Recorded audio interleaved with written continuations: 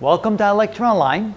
Now that we know that electromagnetic radiation is actually made up of small little particles of energy called photons, let's now take another look at electromagnetic radiation and try to find the energy within that radiation.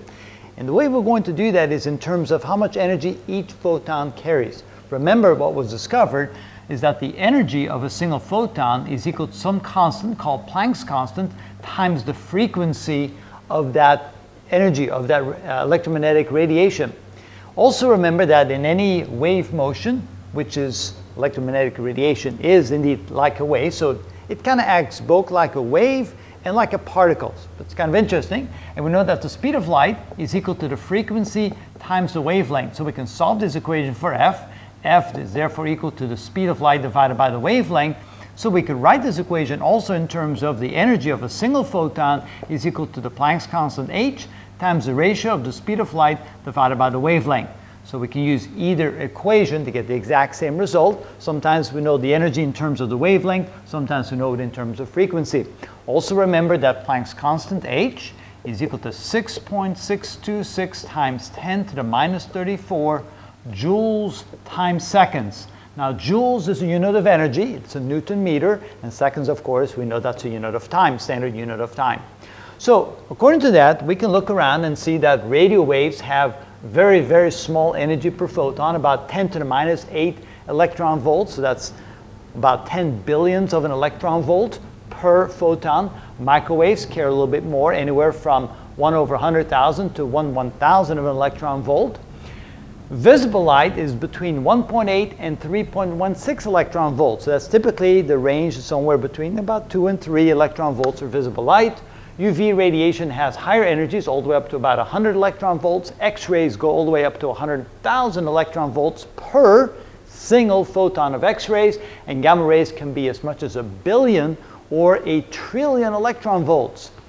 Now, what is an electron volt? Well, the pure definition is if we have a potential difference, for example, if we have a region where on one side the region is positively charged and the other side of the region is negatively charged, and the difference between those two ends of that region is 1 volt. Now, you know what a volt is? Well, maybe not, but you can buy a battery that's 1.5 volts or 9 volts. The wall sockets, they put out about 120 volts, unless you live in most of the rest of the world where it's 220 volts. It's simply the difference in the electrical potential between two regions. Now, if we assume that we have a difference in potential of 1 volt, and we take an electron and place it over there, and then we push it. We push it with a certain amount of force until it reaches the other side. That takes a certain amount of work. How much work does that take? Well, exactly 1 electron volt. So the energy that is required to take an electron and move it across a potential difference of 1 volt requires 1 electron volt of energy, and so therefore we can sometimes express the energy of photons in terms of electron volts. Now, let's go through an exercise of actually calculating the energy of a single photon in standard units, and then we'll convert it to electron volts, so you see how that's done. So we're going to use this equation right here. And so the energy of a single photon is therefore equal to Planck's constant, which is 6.626 times 10 to the minus 34 joules times seconds, multiplied times the speed of light, which is 3 times 10 to the 8 meters per second. And we divide the whole thing by the wavelength of visible light. And so the typical wavelength for visible light goes anywhere from about 400, take that back, about 700 nanometers for red light and about 400 nanometers for purple light. And so for yellow light, it's about 500 nanometers. So let's divide it by the average, about 500 times 10 to the minus 9 meters. And let's see how much energy it is for a single photon of, let's say, yellow light.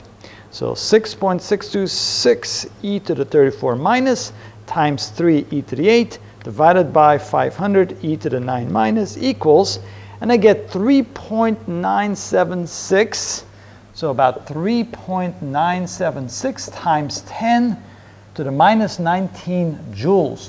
So you can see that if we try to express the energy of a single photon in terms of joules, we get a very, very tiny number, because a photon is a very, very tiny piece of energy, so to speak, very tiny chunk of energy. So what we do then is to convert it to electron volts. We then put in the conversion factor of 1 electron volt per 1.602 times 10 to the minus 19 joules. So the conversion between electron volt and joules is actually the number that is in terms of 1 electron in terms of being in coulombs. So the charge of 1 electron in terms of coulombs is 1.6 times 10 to the minus 19, and so we use that conversion factor to convert it to electron volts. So we take that number, divide by 1.602 e to the 19 minus, and we get 2.48 electron volts. And that would be the photon of, or a yellow light photon, that's the best way to express it. So you can see that falls somewhere between the two ranges of the visible light spectrum in terms of energy. And that's how we can find the energy of any photon of electromagnetic radiation regardless of what it is. Later on we'll talk a little bit more about what makes the ones on the right side dangerous, what makes the ones on the left side not so dangerous, because actually not so dangerous meaning not dangerous at all because they carry so little energy, and at some point there's a point where the electromagnetic radiation begins to be harmful to human life or any kind of life because UV radiation carries so much energy per photon that it begins to be damaging to life, and we'll show you how that works and why that is so. All right, so now I have some feel for the electromagnetic radiation and the energies associated with the different types of radiation, and hopefully that gives you some more understanding of electromagnetic radiation.